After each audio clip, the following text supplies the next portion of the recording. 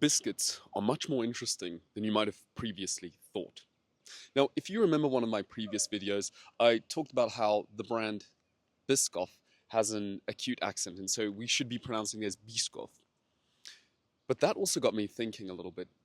I should have spoken a little bit more about the etymology of the word biscuit itself, because that's really interesting. So stick around, because that's what we're going to be covering in this video. So biscuit in English is actually a compound noun. It's formed of two different nouns, bis and quit, kit.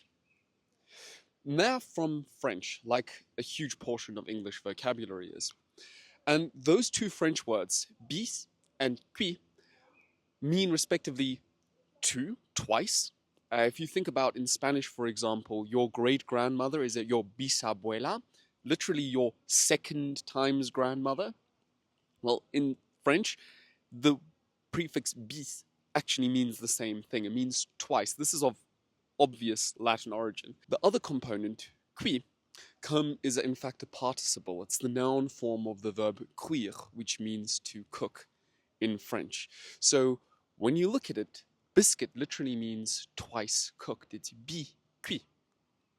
That obviously comes from Middle English, and in fact it reflects how biscuits are produced. But I'm not going to leave you off now with only knowing this much about biscuits, because Spanish speakers, and many of you are Spanish speakers, will know that the Spanish word for biscuit is galleta. These are not biscuits in Spanish, these are galletas. And that also has got a really interesting origin. Galleta comes from the French galette. It's a direct borrowing, but galette is the feminine form of the French galet, and that galet, the G-A-L part, the gal part, comes from Old French.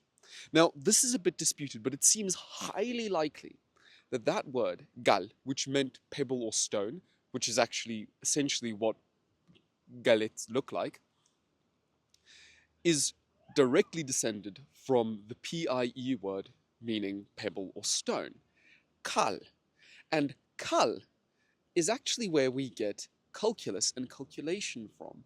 You see, the idea behind calculus and calculation is that you measure a certain thing by laying out pebbles. Now that's pretty interesting. If you're a Spanish speaker or an English speaker, when you drink your coffee or tea, you have beside you either a twice cooked or an edible small stone.